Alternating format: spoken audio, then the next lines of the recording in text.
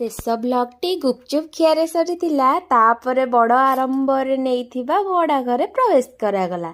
सकाळे उठु उठु नजर पड़िला पड़िशा घरे पारा पोषिथिले ताकु मु टिके रेकर्डिंग कर देइथिली रे। माछ मंजी परे चिकेन कषा हैला तापरे लंच रेडी होई जाइथिला। यांकर मोर बसी खाउथिलु सरीबा मात्रे समस्ते कार रे बाहरी पड़िलु। रास्ता रे जाउथिला खाली बड़ बड़ कार रे ताकू देखि मते भारी डर लागुथिला रे। पहुँची गलु आमे आम लक्ष्य स्थल रे। आलो आलो देखु देखु लोक माने करिथिले लंबा लाइन रे।